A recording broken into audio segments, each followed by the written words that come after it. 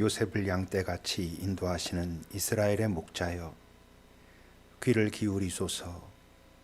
그룹 사이에 좌정하신 이여, 빛을 비추소서.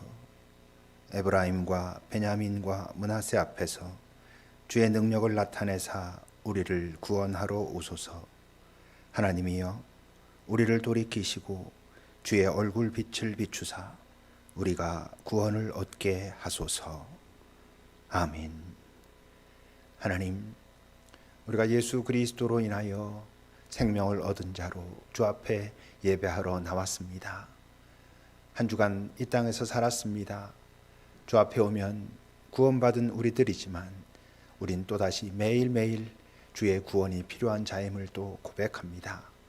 이 시간 우리를 구원하시고 사랑하시며 인도하시고 함께 가기를 기뻐하시는 그 하나님 앞에 우리가 예배합니다. 주님, 우리의 예배를 받으소서. 주께서 받으실 만한 예배 되기 위하여 성령께서 이 자리를, 우리를, 나를 인도하사 주님의 기쁨이 되게 하옵소서. 그리고 우리에겐 주께서만 허락하실 수 있는 그 평화와 위로와 지혜와 능력이 충만하도록 이끌어 주소서. 우리 주 예수 그리스도의 이름으로 기도합니다. 아멘. 사도신경으로 우리 신앙을 함께 고백합시다. 나는 전능하신 아버지 하나님 천지의 창조주를 믿습니다. 나는 그의 유일하신 아들 우리 주 예수 그리스도를 믿습니다. 그는 성령으로 잉태되어 동정녀 마리아에게서 나시고 본디오 빌라도에게 고난을 받아 십자가에 못 박혀 죽으시고 장사된 지 사흘 만에 죽은 자 가운데서 다시 살아나셨으며 하늘에 오르시어 전능하신 아버지 하나님 우편에 앉아 계시다가 거기로부터 살아있는 자와 죽은 자를 심판하러 오십니다. 나는 성령을 믿으며 거룩한 공교회와 성도의 교제와 죄를 용서받는 것과 몸의 부활과 영생을 믿습니다. 아멘. 우리 지난 한 주간 내가 살았던 그 삶의 모습들, 말과 선택과 행동들, 그렇게 살게 했던 내 마음의 움직임들을 주님의 빛 앞에 비추면서 주님, 내가 더 주님을 닮아갈 수 있도록 오늘도 나를 만져주소서라고 그 앞에 나아갑시다.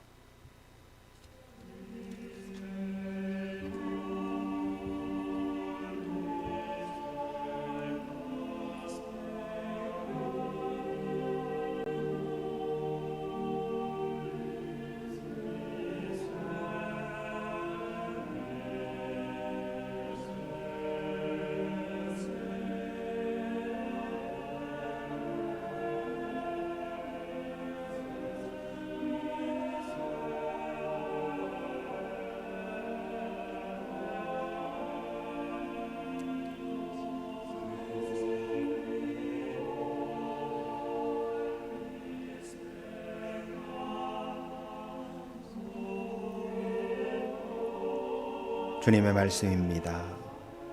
주의 오른쪽에 있는 자, 곧 주를 위하여 힘있게 하신 인자에게 주의 손을 얹으소서. 그리하시면 우리가 주에게서 물러가지 아니하오리니 우리를 소생하게 하소서. 우리가 주의 이름을 부르리이다. 만군의 하나님 여호와여, 우리를 돌이켜 주시고 주의 얼굴의 광채를 우리에게 비추소서. 우리가 구원을 얻으리이다. 아멘. 함께 찬송하시겠습니다.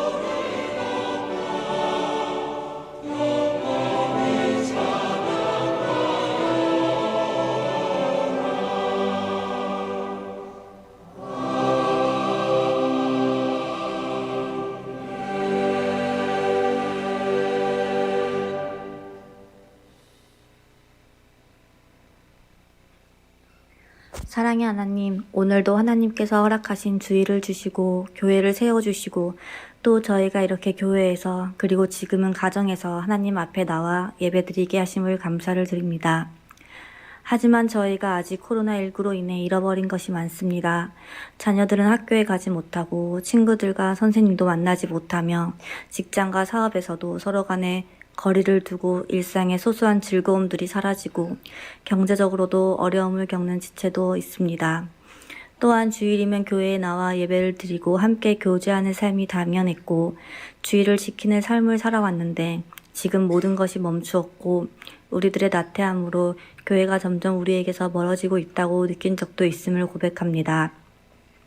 하루빨리 코로나19가 종식되어 모두의 바람처럼 정상적인 일상으로 돌아가 교제하고 기뻐하고 감사한 마음으로 교회에 함께 모여 예배드릴 수 있는 날이 오게 하옵소서. 이번 일을 통해 저희들이 교회에 대한 소중함을 다시 한번 마음으로 깨닫게 되는 기회가 되었습니다. 이 어려운 시기를 극복할 수 있는 힘을 모두에게 주시옵시고 육신의 건강뿐 아니라 영적으로 더욱 견고해져 하나님을 소홀하지 않고 더욱더 가까이 다가가는 계기가 되게 하옵소서. 오늘 말씀을 전하신 목사님을 위해 기도합니다. 영적 리더로 세우신 만큼 영육간에 붙드시어 하나님 마음에 합하는 목회를 하게 하옵시고 저희들은 주의 말씀을 듣고 치유받고 주님의 사랑을 느낄 수 있게 하여 주시옵소서. 각자 어느 곳에 있든지 우리의 생활이 하나님의 자녀답기를 간절히 소망합니다. 우리의 말과 행동이 주님의 복음을 드러내게 하옵소서. 우리의 갈 길을 모두 주님께 맡겨오며 살아계신 예수님의 이름으로 기도드립니다. 아멘. 주님께서 가르쳐 주신 기도를 한 마음으로 드리겠습니다. 하늘에 계신 우리 아버지의 이름을 거룩하게 하시며 아버지의 나라가 오게 하시며 아버지의 뜻이 하늘에서와 같이 땅에서도 이루어지게 하소서. 오늘 우리에게 일용할 양식을 주시고 우리가 우리에게 잘못한 사람을 용서하여 준 것 같이 우리 죄를 용서하여 주시고 우리를 시험에 빠지지 않게 하시고 악에서 구하소서. 나라와 권능과 영광이 영원히 아버지의 것입니다. 아멘. 오늘 예배를 통하여 하나님께서 우리에게 주시는 말씀입니다. 마태복음 2장 1절에서 12절까지의 말씀을 이제 이정민 권사님께서 낭독하실 때 하나님의 음성을 들으시기 바랍니다. 헤롯 왕 때에 예수께서 유대 베들레헴에서 나심에 동방으로부터 박사들이 예루살렘에 이르러 말하되 유대인의 왕으로 나시니가 어디 계시냐? 우리가 동방에서 그의 별을 보고 그에게 경배하러 왔노라 하니 헤롯 왕과 온 예루살렘이 듣고 소동한지라.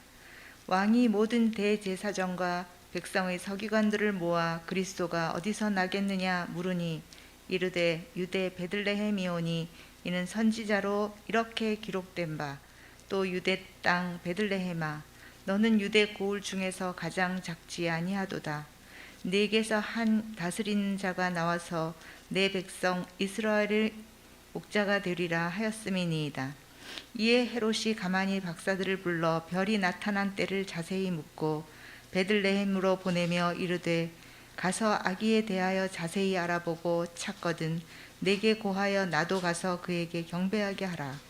박사들이 왕의 말을 듣고 갈새 동방에서 보던 그 별이 문득 앞서 인도하여 가다가 아기 있는 곳 위에 머물러서 있는지라. 그들이 별을 보고 매우 크게 기뻐하더라. 집에 들어가 아기와 그의 어머니 마리아가 함께 있는 것을 보고 엎드려 아기께 경배하고 보배합을 열어 황금과 유황과 몰약을 예물로 드리니라. 그들은 꿈에 헤롯에게로 돌아가지 말라 지시하심을 받아 다른 길로 고국에 돌아가니라. 아멘. 하나님의 말씀입니다. 기도하겠습니다. 하나님, 오늘도 우리에게 말씀을 주소서. 바로 오늘 이 땅 이 시절을 살아갈 수 있는 힘과 지혜와 용기가 되는 말씀으로 우리와 함께 하시고 우리가 깊이 수용하며 받아들임으로 이 땅에서 그것이 실체가 될 수 있게 인도하여 주십시오. 오늘도 예배하며 주 앞에 바치는 우리의 물질이 주께서 이 땅에서 당신의 사랑과 평화를 위하여 귀하게 사용되는 예물이 되도록 그곳에 우리의 몸과 마음과 정성도 함께 있게 하옵소서. 흩어져 있는 모든 자들에게 당신의 은총과 사랑과 그리고 돌보심이 있기를 바랍니다. 예수님의 이름으로 기도합니다. 아멘.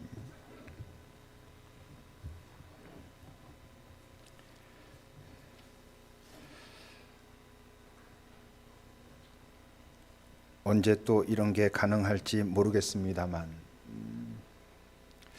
어렸을 때 교회를 다니신 분들은 이 동방박사 이야기를 동화로도 또는 그림으로도 성탄절의 연극으로도 참 많이 했던 것 같아요. 그래서 동방박사 1, 동방박사 2 뭐 이렇게 별로 그게 비중이 없는 역할인지 있는 역할인지 하여튼 중간쯤 되지요. 이 이야기는 어떤 그 안에서 의미를 찾기보다 그냥 그런 어떤 그런 모습으로 더 많이 우리가 접했던 것 같고, 의미를 찾는다고 해도 뭐 주로 그 바친 예물, 뭐 황금, 유향, 모략, 그것이 어떤 상징을 갖고 있느냐 하는 정도에서 이야기를 보통 나누고 했던 것 같습니다. 근데 그 전에 먼저 이 도대체 동방박사에 관련된 이야기는 성경에 어떻게 기록되었을까? 마태복음이니까 이 저자 마태는 어떻게 이 이야기를 알고 성경에 자기의 그 글에 남겼을까 하는 생각을 해본다면, 이런 형태로 나오는 사람들은 대부분 예를 들면 뭐 구레네 시몬이라든지 이런 사람들이, 그런 사람들은 전부 이제 나중에 예수를 믿게 된 사람들인 것이죠. 예수를 믿게 되고 그리고 이제 자신들이 어떤 고백을 하게 되면서 어떤 의미 있는 고백이 나왔을 때 그것을 이제 성경의 저자가 또는 성령의 인도하심에 따라서 글에 이렇게 남겨두게 됐다고 우리가 볼 수 있습니다. 실제로 뭐 이 교회 전통에는 이 세 사람의 이름도 나와 있고요. 그리고 그들은 나중에 예수님의 제자 도마에게 세례를 받았다라고 전해지고 있습니다. 그러니까 뭐 오늘 사건이 있은 후에 대략 뭐 한 40년 안팎 후에 이제 예수님을 전해 들었고, 이런 경험을 가진 자들이 그 예수님의 라이프 스토리, 그가 어떻게 지냈고 어떤 공생애를 살았고 어떤 고난과 부활 이야기를 나중에 전해 들었을 때 이 경험이 있던 자들이 받아들이지 않기가 오히려 어려웠을지도 모릅니다. 그래서 그들도 교회 공동체 안으로 들어왔고 그들의 이 초창기의 이 경험이 이 성경에까지 남아 있게 됐지요. 보통 뭐 동방 박사라고 하지만 그때 이런 뭐 학위를 얻고 이런 건 아니었을 테니까 보통 이 별 뭐 천문을 관찰하던 사람 또는 뭐 점성가 이렇게 알려져 있습니다. 근데 여러분 생각해 보세요. 먼 땅이었습니다. 이 동방이란 이스라엘 지역보다 훨씬 동쪽에 있는 땅을 말하는 거거든요. 거기에서 밤에 별을 이렇게 하나 보게 됐는데 그 별이 분명히 어떤 특별한 별이었겠죠. 아마 그들 사이에서 오가던 이야기들 중에서는 어떤 메시아를 상징하는 별이라든지 어떤 그런 힌트는 있었겠죠. 근데 어떤 그런 별을 발견했다고 해서 그 멀리 이스라엘까지 그 별이 누구를 의미하는지, 지금 그가 태어났다라고 하는 그런 상징의 별인 것 같은데 가서 보자 라고 하기에는 그게 쉬운 일이 아닙니다. 여러분, 우리는 뭐 예수님 믿고 예수님 인정한다 하면서도 그 예수님을 찾아가자, 예수님을 깊이 만나자 이러기도 쉽지 않은데, 그 먼 거리를 그렇게 간다는 게 그 뭔가 별 하나 봤다고 해가지고 그게 쉽지 않은 일이죠. 그러니까 분명히 그 별이 뭔가 독특한 특별한 별이긴 했겠지만 단순히 그 별이 독특하다는 이유 때문에 이들이 찾아간 건 아니고, 정말 이들을 움직이게 한 건 뭐였겠어요? 그들이 어떤 사람이라는 걸 여기서 지금 암시하는 거냐면 그들 안에 어떤 그런 갈망이 있었다는 것을 의미하는 것입니다. 어떤 평화에 대한, 구원에 대한, 이 세상의 어떤 그 밝음, 맑음 이런 거에 대한, 그래서 그걸 누군가 와서 해주기를 바라는, 그래서 어떤 그것을 상징하는 별이 나타났을 때 우리가 가서 이분을 만나보자, 그리고 그분을 우리가 경배하자 하는 마음으로 이제 움직이게 됐다는 거죠. 당연히 이들은 이스라엘의 하나님을 잘 모르는 사람들입니다. 그러니까 메시아 예언에 대해서도, 그 히브리인들 사이에서 내려오고 있던 메시아 예언에 대해서도 잘 모르는 사람들인 거죠. 그러니까 가서 묻는 겁니다. 도대체 유대인의 왕의 별이라고 알려져 있는 별을 우리가 보게 됐는데 그분이 어디 계시냐라고 이제 묻는 건 그런 어떤 정확한 정보는 갖고 있지 못했던 사람들이라고 하는 거죠. 이들의 갈망은 어떤 그 평화에 대한, 참 평화에 대한 어떤 갈망이 있었다라고 우리가 생각할 수 있고, 그런 갈망이 있다는 건 뭘 전제합니까? 그들이 이 세상을 보면서 아, 이 세상이 너무 많이 훼손되어 있구나. 이 세상이 많이 망가져 있구나. 참 평화가 없구나. 많은 거짓과 불화로 가득 찬 세상이구나라고 하는 생각을 갖고 있던 자들이니까 이 땅에 어떤 평화의 소식이 올 것인가, 그리고 우리가 그토록 이렇게 저렇게 이 땅에 그런 구원의 어떤 소식이 들려올 것이라고 하는 이야기들은 많이 돌아다니고 있는데, 이런 하늘의 어떤 움직임을 통해서도 우리에게 계시한다는 이야기들이 있는데 그것이 무엇일까라고 하는 것을 분명히 기다렸던 어떤 사람들이니까 그 어떤 힌트가 되는 별을 발견했을 때 그 먼 거리를 자기네들이 먼저 미리 예물을 준비해 가지고 갈 수 있게 된 것이죠. 그런 경우를 잘 보면 실제로 그들은 그렇게 고백할 겁니다. 나중에 아, 우리가 그 별을 발견한 게 아니라 그 별이 우리를 찾아왔구나, 우리에게 나타나셨구나, 우리의 그런 갈망에 응답하셨구나, 이런 걸 그들이 고백하게 될 것입니다. 어떻게 알 수 있어요? 여러분들 예수님, 하나님 어떤 경험들이 만약에 있으시다면, 되게 깊은 어떤 경험이 있다면, 아, 하나님 당신 정말 살아계시군요, 지금 나와 이렇게 함께 하시는군요 라고 하는 경험이 있다면 그 경험이 되게 놀랍고 기쁜 경험이잖아요. 근데 그 경험이 오히려 끝나고 조금 잠잠해지고 그 경험을 이렇게 다시 돌아볼 때 그 뒤따르는 어쩌면 더 큰 기쁨, 감동이 있어요. 그게 뭐냐면, 아, 내가 그를 찾아간 게 아니구나, 내가 그를 발견한 게 아니구나, 그가 나를 찾아오신 거구나, 그가 나를 만나주신 거구나, 그가 나를 기다리셨던 거구나, 이런 경험이 그 뒤이어서 나타납니다.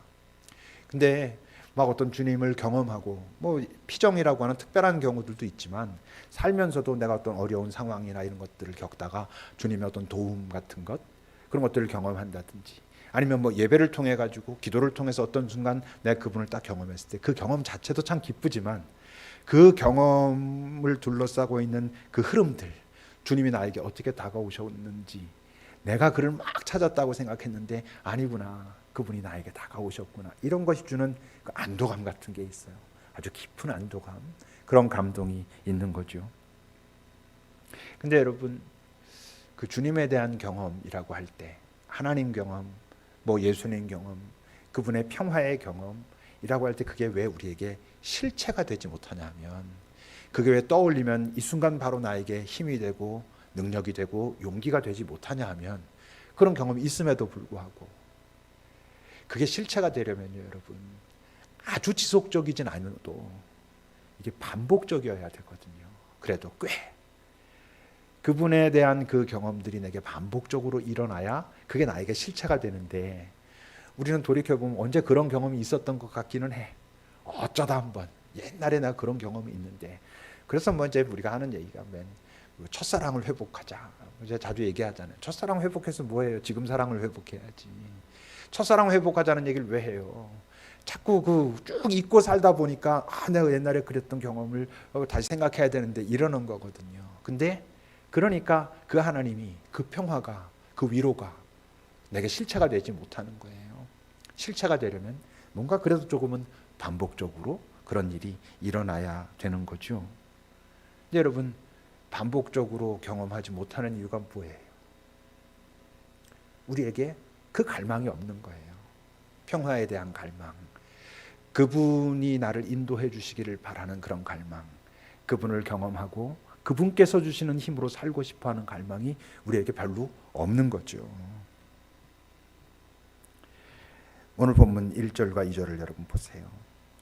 헤로드 왕 때 예수께서 유대 베들레헴에서 나셨습니다. 근데 동방에서 사람들이 왔는데 왜 오게 됐냐 하면, 별을 그때 거기 자기네들이 있는 곳에서 본 거예요. 근데 보고 오다가 어떻게 된 거야? 별이 없어진 거예요. 분명히 처음에 어떤 그 별을 보고 놀라고 나름대로 연구하고 조사하고 이 별인 것 같아. 이 별이 우리가 어쩌면 기다려온, 아니면 우리가 그동안 알아왔던, 그래서 잠시 잊고 있었던 그 별인 것 같아. 그래서 그 별의 어떤 움직임을 따라 나섰는데 가다 보니 사라지니까 예루살렘으로 간 거지요. 왕실로, 아니면 지도자들이, 종교 지도자들이 있는 곳으로 가서 물은 거예요. 유대인의 왕으로 났다라고 하는, 누군가 유대인의 왕으로 지금 이 땅에 태어났다라고 하는 어떤 표식을 우리가 별을 통해서 봤는데 오다가 놓쳤다. 근데 그분은 어디에서 나셨냐라고 묻고 있는 거죠. 사라졌으니까. 사라졌는데 찾아야 되겠으니까. 우리가 살다 보면 여러분, 내가 지금 하나님이 경험되지 않아, 하나님이 지금 나와 함께 하고 계시다는 그 안도감이 내게 없어. 이것 때문에 여러분들 당황하십니까? 대부분 당황하지 않을걸요. 왜? 그 안에 거기에 대한 예민함이 별로 없으니까 그냥 사는 거죠. 위기가 닥쳤을 때 찾는 것도 그나마 다행일지도 몰라요. 그런 점에서 여러분, 내 안에, 여러분 안에 그 하나님을 향한, 그분의 평화를 향한, 구원을 향한, 매일매일의 구원을 향한, 그분이 나를 지키셔야 된다라고 하는 그분의 위로를 향한 갈망이 있다는 것 자체가 은총이에요, 여러분. 근데 그 은총은 누가 받는다고? 원하는 자들이 받는 거예요. 주님, 내 안에 당신을 향한 갈망이 있게 하소서. 당신과 만나는 자체보다도 당신을 향한 그 평화를 내가 부러워하거나 그 평화를 구하고 싶어하는 그 갈망이 내 안에 있게 하소서라고 하는 그런 바람이 있어야 여러분 그건 생겨나는 거예요. 그리고 당연히 생겨나는 거예요. 왜? 주님이 그러셨잖아요. 원하는 자에게 주지 않겠느냐. 너희들이 정말로 그 소중한 것을 원한다면 왜 아버지께서 주시지 않겠느냐라고 말씀하셨잖아요. 근데 여러분, 우리가 왜 그 하나님의 평화를 제대로 경험하지 못하고 산다고? 별로 원하지 않거든요. 별로 원하지 않는다는 건 가장 원하지 않거든요. 우리가 원하는 다른 평화들이 있거든. 하나님께로부터 오는 그 평화가 아닌 이 세상 내가 보고 있는 것, 갖고 싶은 것, 되고 싶은 것이 주는 평화가 내게 더 급해 보이고 그게 훨씬 더 소중하니까 이 평화는 저 뒤편으로 물러가 있으니까, 다른 말로 하면 내 안에 이쪽 평화에 대한, 주님의 평화에 대한 갈망보다 이 세상이 나에게 주겠노라고 하는 그 평화에 대한 갈망이 더 크니까 이 갈망은 사그러들어 가고 있는 거지요. 근데 이들은 어땠다는 거예요? 9절을 여러분 보십시오. 이제 가서 그 별이 없어졌으니까 그 별을 다시 찾아야겠으니까 가서 물은 거죠. 묻고는 베들레헴 쪽이라는 이야기를 들은 거예요. 그리고는 아직 별은 보이지 않지만 갑니다. 박사들이 그 왕의 말을 듣고 갈 때 동방에서 보던 그 별이 문득 앞에 서서 인도하여 가더라. 그런 거예요. 무슨 얘기게요? 다시 나타난 거예요. 오다가 분명히 그 별을 발견했고 그 별을 따라서 오다가 별을 놓쳤고, 그래가지고 어디 갔는지 헤매다가 가서 물었고 어디 있다는 이야기만 듣고 걸어가고 있었는데 어느 순간 문득 갑자기 나타난 거예요. 그곳을 향해 가는데 문득 갑자기 다시 나타났다는 표현을 다른 말로 하면 늦지 않게 나타난 거예요. 거기에 갈 수 있도록 늦지는 않게 그 별이 다시 내 앞에 나타났다는 거예요. 하나님에 대한 갈망이 우리에게 주는 분명한 보장이 있어요. 뭐냐 하면 늦지 않으신다는 거예요. 내가 그분에 대한 갈망을 놓치지 않으면, 때로 잊었다가 그 갈망을 다시 회복하면 내가 가야 할 그곳에, 하나님께서 나와 함께 있고 싶어 하시는 그곳에 꼭 갈 수 있도록 나를 이끄신다는 거예요. 그럼 이들이 그것을 보고, 악이 있는 곳에 그 머물러 있는 것을 보고 어떻게 합니까? 10절을 보세요, 여러분. 그들이 그 별을 보고 매우 크게 기뻐하더라 그래요. 계속 강조하고 있는 거죠, 지금. 이 기쁨이 여러분 뭘 것 같아요? 우리의 경험으로 말하면 하나님이 결국 나를 인도하시는구나, 나를 이끄시는구나, 내가 가야 할 곳에 결국 데리고 가시는구나, 늦지 않으시는구나, 이런 거예요. 그럼 이게 주는 안도가 있어요. 내가 이 땅을 살면서 어떤 일이 안 풀려, 다른 게 더 빠르게 해결할 수 있는 방법이 보이는 것 같아. 그러나 내가 거기 자리에 버텼어. 남들은 다 앞서가는 것 같고, 남들은 뭔가 이미 가지고 뭔가 챙기고 뭐 해가는 것 같은데 나만 아무것도 없는 것 같아. 그럼에도 불구하고 하나님, 당신께서 나에게 함께 가자 하시는 그 길로 내가 가고 싶습니다. 내가 무뎌져서, 아니면 내가 의식하지 못하지만, 아니 의식하면서도 살짝 모른 척하고 있지만 내 안에 그 욕심이 더 커서 당신이 지금 어디 계신지 내가 발견하지 못하고 있다면 나에게 그 갈망을 다시 회복시키소서. 당신과 함께 가기를 내가 진심으로 원합니다라고 하는 그 나의 갈망에 그분은 늦지 않게 응답하시는 분이에요. 그 길에 나를 결국 인도하시는 분이라는 거죠. 시편 23편 같은 건 그런 고백과 다 있어요. 결국 나를 그 좋은 곳으로 인도하신다. 사망의 음침한 골짜기를 갈 때에도 내가 그분을 놓치지 않았을 때 그분은 나를 결국 좋은 곳으로 인도하실 것이고, 돌이켜보면 그 사망의 음침한 골짜기조차도 그분과 함께 있었다면 나에게는 안심되는 자리였다, 두려워할 필요가 없는 자리였다라고 고백하게 되는 것이죠. 내가 안전하겠구나 라고 하는 안도감이에요. 그게 바로 여러분, 우리가 이 세상에 살면서 휘둘리고 두려워하고 섣불리 또 다른 선택을 하고 막 또 어디로 갔다가 되돌아오고, 그 왜 그러냐 하면 그 상황이 힘들다는 자체보다도요, 내가 안전하지 않을 것 같은 두려움 때문이잖아요. 내 인생이 잘못될 것 같은, 나만 도태될 것 같은 그런 불안감이 우리를 자꾸 다른 선택들을 하게 하는데, 지금 내 상황이 조금 힘들고 어려울지라도 난 안전해 라는 확신이 내 안에 있다면 그럼 우린 버틸 수 있거든요. 근데 여러분, 나는 안전해 라고 하는 확신이 내가 안전해 뭐 소리 크게 외친다고 그게 만들어집니까?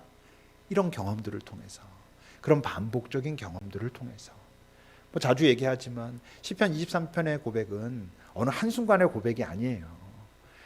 사망의 음침한 골짜기를 가다가 헤맨 적도 있고 막 그런 경험들이 있는 거죠.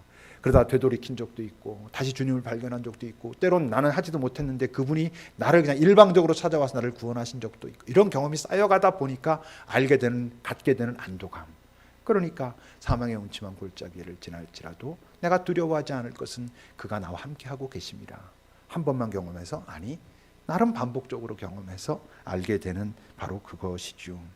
이들의 이런 경험들, 별을 보고 자기 안에 있던 어떤 그 평화에 대한 갈망이 건드려지고 의식 위로 올라오고 따라야겠다라고 결단하고 따라가고, 근데 가다 보니 없어지고, 물론 알죠. 자기는 별이 없어졌던 게 아니라 내가 마음을 다른 데 빼앗겼던 거구나. 우린 대부분 그래요. 별이 왜 없어지겠어요? 우리가 놓치는 거지.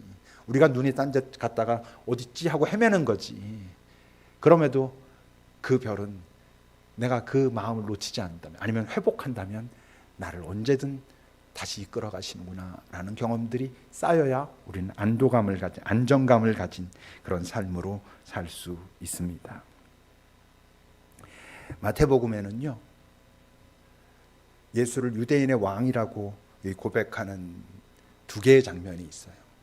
두 부류가 있어요. 하나는 오늘 본문에 있죠. 2절에 보면 유대인의 왕으로 나시니가 어디 있느냐, 어디 계시냐, 우리가 저 동방으로부터 그 별을 보고 그를 찾고 그에게 경배하고 싶어서 우리가 왔다라고 말하는 이 사람들이 있고, 또 한 부류는 저 뒤에 27장에 가면 있어요. 27장 37절에 보면 그 머리 위에 이 사람은 유대인의 왕 예수다라고 쓴 죄패를 붙인 거예요. 둘 다 유대인의 왕이라고 부르고 있지만 지금 이 동방에서 온 사람들은 그를 정말 인정하고 그래서 경배하는 마음을 가지고 유대인의 왕이라고 부르고 있고, 지금 27장에 나오는 자들은 예수를 십자가에 못 박은 자들이 그를 조롱하면서 유대인의 왕이래라고 말하고 있는 것이죠. 여러분들에게 예수는 정말 왕 맞습니까? 진심으로 경배하는, 인정하는 그 왕이 맞는가? 아니면 나는 그를 왕이라고 부르긴 하지만, 구원자라고 부르긴 하지만 내가 의식하거나 의도하고 있진 않지만 혹시 나는 그를 조롱하고 있는 것은 아닐까? 뭘 보고 여러분 아시겠어요? 중요한 특징이 있어요. 왕이라고 부르는 듯하지만 실제로는 그를 조롱하는, 왜 조롱하겠어요? 그가 누군지 정확하게 모르는 거죠. 잘 모르기 때문에 함부로 대하는 쉬운 그런 사람들의 특징이 있어요. 그 27장 35절을 보면요, 뭐라고 기록합니까? 그들은 그 예수 위에다가 유대인의 왕 예수라고 써붙이는 사람들이긴 하지만 실제로는 예수를 십자가에 못 박은 후에는 그의 옷을 제비 뽑아 나눴대요. 이걸 그냥 우리가 풀어서 생각하면 뭐예요? 왕이라 부르지만 관심은 내 유익에만 있어요. 내게 좋은가? 내가 받을 게 있는가? 여기에만 관심이 있는 거죠. 정말 그를 왕이라 생각한다면, 그가 정말 영원한 왕이라 생각한다면, 그에게 있는 것이 이 땅에 우리가 잠시 누리는 것보다 더 소중한 것이라고 생각한다면, 그리고 그를 따라가는 것이 나를 나보다 더 잘 아시는 분의, 나를 사랑하시는 분의 그 인도를 따라가는 게 맞다라고 생각한다면, 그가 내게 무엇을 주실까는 전혀 관심이 없을 필요는 없지만 그것이 내 관심의 전부라고 한다면 그분을 내가 입술로 고백하는 거랑은 전혀 다르게 인식하고 있는 거잖아요. 말로는 예수가 유대인의 왕, 우리의 왕이라고 고백하지만 이들은 실제로 이 십자가에 못 박고 예수를 유대인의 왕이라 하면서 조롱하고 있는 자들은 실제로는 유대인의 왕을 예수로 섬기고 있지 않고 누구로 섬겨요? 지금 헤롯을 섬기는 자들이잖아요. 언뜻 자기네들도 알면서 뭘 언제든 무너질 수 있다. 그리고 언젠가는 무너진다는 것을 알면서도 그렇게 따라가는 거예요. 여러분, 우리가 이 세상에 사는 사람들이 뭔가 눈앞에 보이는 뭔가를 막 추구할 때 단 한 명도요, 그게 영원하다고 생각해서 추구하는 사람은 없어요. 그게 지금 이 순간 나한테 좋은 거지, 짜릿짜릿하니까 그걸 추구하고 쫓아가는 거지, 이게 영원해, 그런 사람이 어디 있어요. 네, 여러분, 헤롯이 직접 보여주죠. 3절을 보세요. 헤롯 왕과 온 예루살렘이 듣고 소동을 합니다. 뭔가 불안한 거죠. 뭔가 당황하는 거죠. 헤롯이 지금 왕인데 저 동쪽에서 온 모르는 사람 셋이 와가지고 유대인의 왕이 지금 이 땅에 나셨다는데 그가 어디 있어라는 얘기를 듣고 현재 왕인 헤롯이 막 떨고 두려워하고 있어요. 왜? 자기가 나름대로 지금 권력을 가지고 그걸 누리고 있을 텐데 왜 떨게요? 자기도 저 속에서 아는 거예요. 이게 완전하지 않다는 걸, 이게 영원하지 않다는 걸, 언제든지 무너질 수 있다는 걸. 이 땅에 여러분, 많은 것을 가진 사람들이 많은 걸 가졌기 때문에 평화롭습니까? 아니잖아요. 많은 걸 가지고 있지만 이게 뭔가 불안하고 자꾸만 벽을 쌓아야 된다고 생각하는 이유는 뭐예요? 그게 완전하지 않다는 걸 알아요. 언제든지 없어질 수 있는 거라는 걸 알아요. 언제든지 나보다 더 강한 자가 오면 내가 무릎 꿇어야 된다는 걸 다들 이미 알고 있으니까 그런 어떤 소식이 들려오면 두려워하고 떠는 거예요. 그러니까 심지어 이제 죽이려고까지 하지 않습니까? 근데 이들은 어떻게 합니까? 11절을 보면 여러분, 그러나 이들은 집에 들어가서 아기와 그의 어머니 마리아가 함께 있는 것을 보고 엎드려 아기께 경배하고 보배합을 열어서 황금과 유향과 모략을 예물로 드려요. 이들은 왜 그 예물을 바치는 게 먼저일까요? 왜 경배하는 게 먼저일까요? 자기가 무엇을 얻을까? 이렇게 뭔가 메시아가 왔다면, 우리가 제일 처음에 발견하고 지금 이렇게 왔다면 우리는 무엇을 얻을 수 있을까 보다 왜 가서 먼저 그를 정말 전심을 다하여 황금, 유향, 모략이 뭐 어떤 의미를 갖는 걸 떠나가지고 뭐라고 말하는 게 맞을 거냐 하면 자신들에게 가장 소중한 것을 들고 왔을 거 아니에요. 왜 그렇게 경배하는 게 이들에겐 먼저일까? 이들에게 물어보면 그들은 그렇게 말하지 않겠어요. 이미 받았는걸요.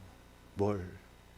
그 별을 봤을 때 우리가 그동안 뭔가 갈망하던 것에 대한 답을 주셨구나라고 하는 어떤 기쁨, 그 별을 따라오는 과정에서 이런 어떤 과정과 이 확인을 통해 가지고 내가 갖게 된 어떤 안도감, 평화, 정말 평화의 주인이 이 땅에 오셨구나라고 하는 그 어떤 설렘, 그런 것들을 내가 이미 받았거든요 라고 고백할 것입니다. 그러니까 이게 뭐예요? 이게 예배라고요. 우리가 그 얘기했죠. 예배는 뭔가 받으려고 드리는 게 아니라 이미 뭔가를 받은 자들이 드리는 거라고. 그게 구약의 제사랑 다른 점이라고.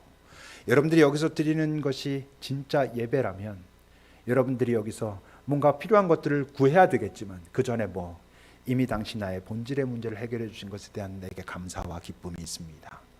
당신이 나를 인도하시면 결코 늦지 않을 거라고 하는, 내 주변에 있는 다른 사람들이 이 세상에 어떤 방식으로 나가겠다고 하는 사람들이 저기를 갈지라도 주님께서 나와 함께 가고자 하시는 그 길을 내가 가겠노라 버텨낼 수 있다면 내가 가장 안전하게, 그리고 가장 바로 그것으로 갈 거라는 것을 내가 믿습니다라고 하는 그 기쁨이 있으니까 그래서 내가 그 당신을 예배합니다, 당신을 찬양합니다 할 수 있는 것이죠.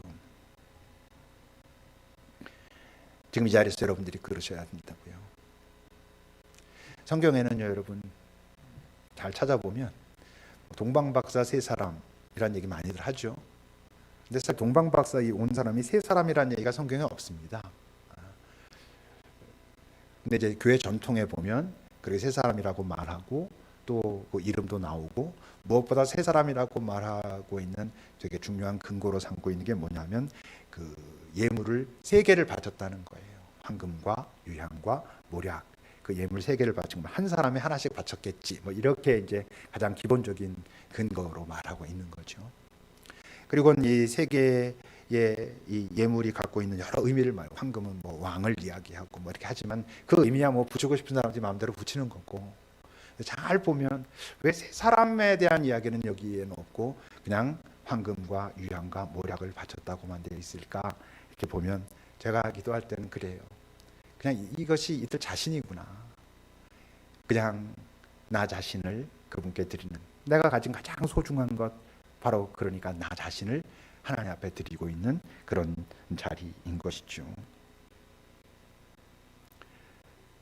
그러니까 이들이 지금 그 유대인의 왕으로부터 무언가를 지금 당장 받지 못해도 왕이라는 것이 점점 나에게 명확해질 때, 그리고 그가 주는 어떤 그 평화를 맛보기 시작할 때, 그리고 그렇기 때문에 그것에 대해서 내가 응답할 때 이들이 가장 안전한 사람들인 거죠. 가장 안도하는 사람들이고, 그런 점에서 가장 능력 있는 상태의 사람들인 것이죠. 별은 어둠이 깊을수록 잘 보이는 겁니다. 그죠? 이 사람들은 그 어두운 밤에 아마도 남들은 다 잠들어 있을 때 하늘을 보며 별을 찾던 사람들이에요. 그리고 별을 찾은 사람들이고, 단순히 찾은 것으로 끝나지 않고 그 별을 따른 사람들이죠. 그랬기 때문에 이 땅에 오신 예수님을 그 부모를 제외하고는 가장 처음 경배한 사람들로 기록되어 있는 사람들이에요.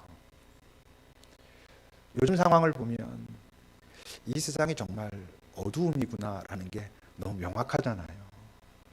뭔가 그동안 사람들이 나름 열심히 쌓아왔다고 생각하는 것들이 이런 어떤 충격이 한번 올 때마다 뭔가 와르르 무너지는 것 같은 그런 게 확 보이는 시간이고, 더구나 이번 코로나 같은 경우는 이게 꽤 길게 진행이 되다 보니까 이게 너무나 명확하게, 이게 참 이 세상의 실체 자체가 이게 온전하지 않은 게 너무나 분명하구나. 이게 평화롭지 않은 세상이라는 게 너무나 분명하구나. 꼭 누가 나쁜 짓을 해서가 아니라 이 세상이 갖고 있는 지금 현재 이 세상의 본질 자체가 온전하지 않구나라는 것이 명확한 세상이잖아요. 다른 말로 하면 뭔가 우리가 그동안도 어둠을 지냈던, 어둠의 세상을 지냈지만 그 어둠이 정말 깊은 어둠이라는 걸 더 명확하게 볼 수 있는 시기잖아요. 이 시기에 자칫 잘못하면 우린 그저 두려워하면서 그냥 나 하나만 잘 되면 돼, 우리만 지키면 돼, 이러고 있을 수도 있는데, 그럼 이 어둠이 깊을수록 별이 잘 보이는 것처럼 이런 시기일수록 이 세상을 보면서 뭔가 좀 탄식이 일어날수록 내가 뭔가 그동안 여기서 막 열심히 했던 그것이 정말 의미 있는 것인가라고 하는 질문이 우리 안에 올라올수록 우리가 해야 되는 작업이 뭐예요? 별을 찾는 작업을 해야죠. 그 하나님으로 더 가까이 나아가는, 하나님 앞으로 더 가까이 나가는 작업을 해야 되는 거죠. 그래야 이 더 깊어진 어둠이 우리에게 의미가 있는 것 아니겠어요? 이 어둠이 조금 시간 지나면 이제 조금은 어스름 밝아진 어둠으로 변하겠죠. 뭐 좀 괜찮은 시간으로. 그때 나오면서 죽을 뻔했네, 이러고 나오는 것으로 이 어둠이 끝이라면 너무 별 볼 일 없이 지내는 거잖아요. 이 어둠이 조금 어스름해지기 전에, 이 어둠의 때에, 이 깊어진 어둠의 때에 우리가 오히려 빛을 발견하고 그 빛을 반사할 중요한 시간이었노라고 고백할 수 있게 되지 않겠어요? 그때 우리가 여전히 또 상황은 달라져도 어둠일 테고, 쉽지 않은 상황은 아마 우리에게 또 다가오겠지만, 이 경험들은 우리에게, 그렇지만 내가 그분의 손을 놓치지 않으면, 내가 잠시 헷갈리고 그래서 놓칠지라도 다시 회복할 수만 있다면 우리는 안전해, 갈 수 있어 라고 말하는 사람, 어둠의 때에 하나님께서 원하시는 사람, 찾으시는 사람, 다가와서 그 동방박사들에게 다가오셔가지고 계시하신 것처럼 우리에게도 그런 사람을 찾고 계시다는 것을 여러분 우리가 잊지 말아야죠. 기도하겠습니다.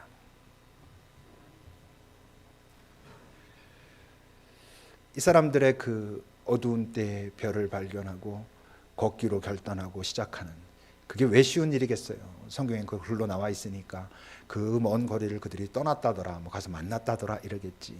분명히 어떤 결단이 필요하지만 여러분, 그 결단이 우리로 하여금 진짜 우리의 인생의 길로 들어서게 합니다. 오늘 말씀을 잠시 묵상합시다.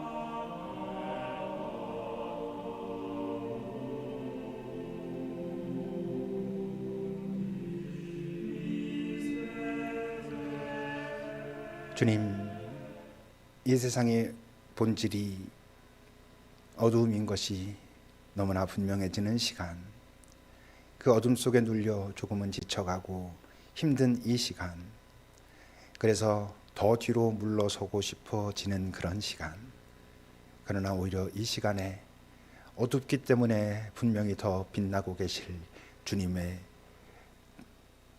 갈망하고 그 주님을 찾아가는 우리들이 되게 하소서. 바로 이런 시간 주님을 발견함으로써 우린 더 건강해지고 평화로워지고 강해지는, 정말 안도하며 살아가는 우리가 될 수 있다는 것을 우리가 신뢰하고 시도하게 하옵소서. 하나님, 이 땅이 결코 만만치 않지만 만만치 않은 세상에서 정말 능력 있는 분을 드러내는 역할을 우리가 감당하기를 원하나이다. 우리 안에 당신과 당신의 평화를 향한 갈망을 주시고, 그리고 우리가 일어나 한 걸음 내딛는 용기도 허락하옵소서. 예수님의 이름으로 기도합니다. 아멘. 찬송하시겠습니다.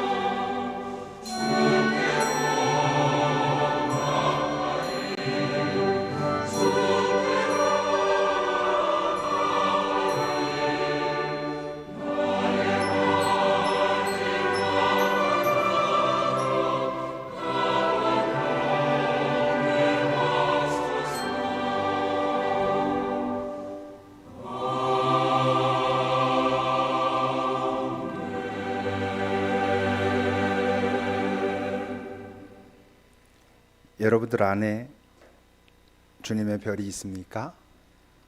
주님이 계십니까? 계십니다. 잘 느껴지지 않고 맞아 그랬다라고 내가 옛날에 고백했었는데 오랫동안 잊었네 이럴지언정 계시죠. 그러니까 우리가 느끼지 못하거나 찾지 못한다는 거하고 그분이 계시지 않다는 것하고는 다르잖아요. 그죠? 근데 여러분 그분을 다시 찾으셔야 됩니다. 그리고 정말 원하면 그분은 우리에게 당신을 계시하십니다. 왜 안 하시? 왜 숨으시겠어요, 그분이? 근데 그분을 이렇게 느끼며 경험하며 사는 것은 분명히 그냥 나 홀로 뭔가 아득바득 사는 거랑은 전혀 다른 삶이잖아요. 여러분들의 삶에 그분을 향한 갈망이 있기를 구하시고요. 그 갈망을 시도하시고요. 그리고 경험하시고 그다음엔 그분과 함께 동행해 보십시오. 그 안도감, 아 안전하구나. 여러분 그게 제일 큰 능력입니다. 내가 어떤 도구 갖고 있는 것보다요. 돈 좀 더 요번 좀 더 생겼어. 뭐 조금 더 이번에 승진했어. 그거보다 주님이 나를 지키시는구나라고 하는 그 안도감이 더 큰 능력입니다. 오늘 성찬에 임하실 때 주님이 내 안에 계신 그 주님을 깨운다는 표현이 좀 그렇지만 내가 더 가까이 찾아간다는 마음으로 오늘 성찬에 임하시기 바랍니다. 주님께서 우리를 위해서 스스로 선택하신 순환이 다가왔을 때 제자들과 마지막 식사를 나누시다 빵을 들어 아버지 앞에 기도하셨습니다. 그리고 그 빵을 잘라 제자들에게 나누시며 말씀하셨습니다. 너희는 이 빵을 나눠 먹어라. 이 빵은 너희를 위하여 주는 내 몸이다. 이것을 먹고 나를 기억하라. 기억하는 게 중요합니다. 기억해야 찾거든요, 여러분. 그분을 기억하고 또 한 주간 여러분 살아가십시오. 그리스도의 몸입니다. 이 시간 마음으로 성령님의 인도를 따라 그리스도의 몸에 우리 모두 함께 참여하겠습니다.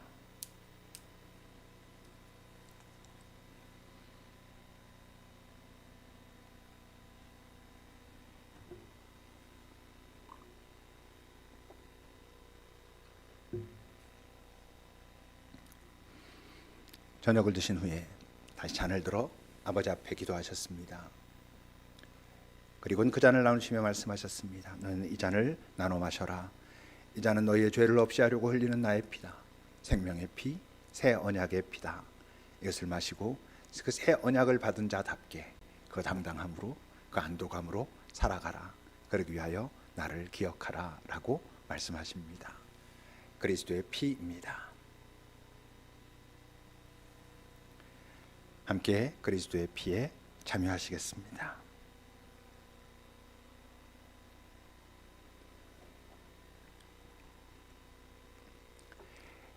기도합시다.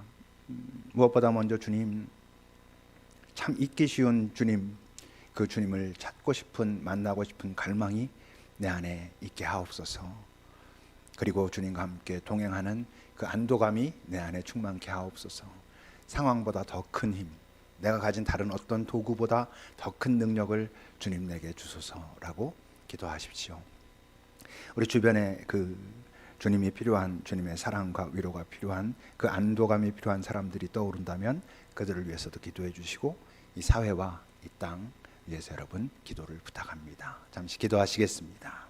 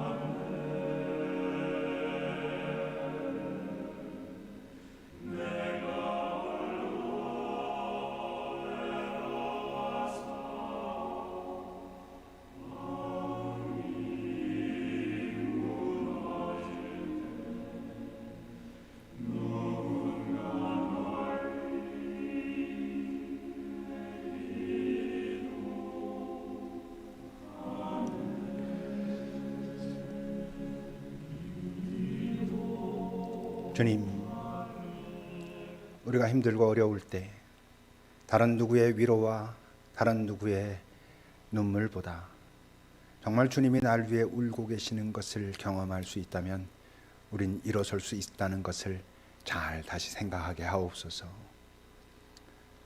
우리가 절망하는 이유는 갖지 못한 것 때문일 때도 분명히 있지만 무엇보다 내 마음속에 내가 안전할 거라는, 주님이 나를 지키시고 계시다고 하는 그 마음이 없어졌을 때 우린 휘둘리고 있다는 걸, 그 불행함이, 그 두려움이 우리로 하여금 이 세상에 빠르다고 하는 선택을 따라가다가 우리를 더 망가뜨리고 있다는 것을 꼭 기억하고 오늘 주님을 예배한 우리들, 주님과 함께 다시 또 한 걸음 내딛는 우리 인생의 새로운 시작이 되도록 이끌어 주십시오. 이들의 삶의 모든 자리자리, 그리고 만나는 사람과 상황들, 그 속에서 주님의 빛을 경험한 자로서의 삶을 살아가는 참된 능력의 사람들 되게 인도해 주십시오. 우리 주 예수 그리스도의 은혜와 하나님의 사랑과 성령님의 교통하심이 별을 보고 보기 위해 그 전에 갈망하고 찾고는 따라 나선, 때로 놓쳤지만 결국 찾았고 그리고 주님을 만난 그 동방의 사람들처럼 그 삶을 이 땅에서 살아가기 원하는 이 귀한 하나님의 백성들 위해, 그 삶의 현장과 그곳에 있는 사람들 위해, 이 땅의 모든 아프고 눌리고 억울하고 어려운 사람들 위해, 주님이 필요한 모든 영혼들 위해 언제나 함께 하시기를 축원하옵나이다. 아멘.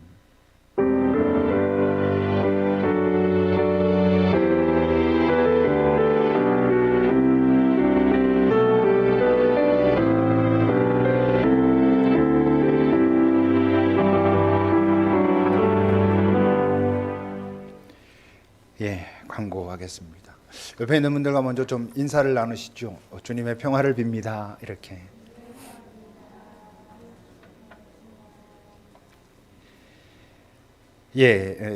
광고하겠습니다. 주보에는 바뀌었는데요. 다음 주일 교회 학교는 오는 주중에 여러 상황들을 종합해 가지고 다시 공지하겠습니다. 다시 말하면 전체방에 올린 것처럼 교회 학교 예배를 교회에서도 개설하고 온라인으로도 개설할지, 온라인으로만 다음 주에도 계속할지는 주중에 상황들 보고, 또 아이들 학교 가는 그런 상황들 보고 결정해 가지고 다시 공지하도록 하겠습니다. 그리고 지금 드리고 있는 우리 1부, 2부 예배, 청장년부 예배는 당분간은 우리 모이는 예배와 온라인 예배를 병행하고, 말씀드린 것처럼 중고등학교가 아예 전체적으로 학교를 등교하지 않는 그런 또 다시 심각한 어떤 거리두기의 상황이 벌어진다면 그때는 다시 온라인으로만 예배하는 그런 결정을 하도록 하겠습니다. 기도와 성경 낭독도 오늘도 그런 것처럼 나오신 분만 하고 이러는 건 아니고, 나오시는 분은 직접 하고 못 나오시는 분은 파일을 통해 가지고 하고 이렇게 진행하도록 하겠습니다. 여러분 좀 밝아진 것 같습니까? 확실히 밝아졌죠? 이게 지하실이 어두우면 이게 또 계속 이 지하실에 있으면 사람이 좀 우울해지거든요. 근데 확실하게 밝아졌습니다. 이거를 해주신 분이 지난번 지금 저 돌아가는 환풍기도 그때 같이 해주신 분이 이것도 전구를 구해 주셨는데, 이번에 또 저기 그 비용을 안 받으시겠다고 그래가지고 그냥 그 비용이 훨씬 모자랐지만 작은 선물을 해가지고 어제 이렇게 보냈습니다. 그러면서 이제 그런 생각이 듭니다. 너무 고맙죠. 너무 고맙고, 또 뭐 지난번에 뭐 임대료 거의 뭐 275만 원입니다. 우리 임대료가. 그것도 안 받으신 것도 너무 고맙고 그렇습니다만, 우리가 정말 잊지 않아야 될 게 있습니다. 우리 공동체는 외부의 후원과 지원을 가지고 움직이는 공동체가 아닙니다. 그런 경우에 그런 분들의 진심이 뭔지 알고 너무 고맙지만 우리가 그걸 기대하고 가는 공동체가 아니라는 것입니다. 우리 공동체는 우리가 잘 모으고, 그래서 밖에 있는 분들을 후원하고 지원하고 이래야 되는 공동체라고 하는 거죠. 이번에 코로나 이렇게 상황이 되고 온라인으로 예배하고 여러분들 헌금도 온라인으로 하고 이러면서 그동안 제가 잘 몰랐다가 언뜻 그냥 아주 정확하지 않겠지만 알게 된 건 내가 생각했던 것보다 우리 교회가 훨씬 더 적은 인원수의 동참으로 운영되고 있구나 이런 거였습니다. 이게 좀 부족한 사람이 못 내고 더 많은 사람은 더 내고 이러는 게 아닙니다, 여러분. 그 마음에 이 공동체에 대한 애정과 이 공동체의 원칙과 철학과 또 하나님께서 우리에게 무엇을 기대하실까에 동의하는 사람이 함께 참여하는 거고, 그걸 좀 무디거나 아니면 외면하거나 이러면 동참하지 않는 것입니다. 다시 말씀드리지만 외부에서 우리를 어떤 형태로 도와주시는 많은 분들이 참 감사하지만 이 공동체는 우리가 꾸려가야 하는 공동체고, 우리가 꾸려가면서 더하여 밖에 있는 힘들고 어려운, 우리 안에 있는 힘들고 어려운 사람들을 함께 돌보면서 가야 되는 공동체라는 것을 기억하셔야 이 공동체가 그 부분에서도 건강한 공동체가 됩니다. 무슨 말씀인지 여러분 다 이해하실 거라 생각을 합니다. 한 주간 또 잘 사시다가 빨리 그냥 여기 다 모여서 예배할 수 있기를 바랍니다. 여러분 행복하십시오. 안녕.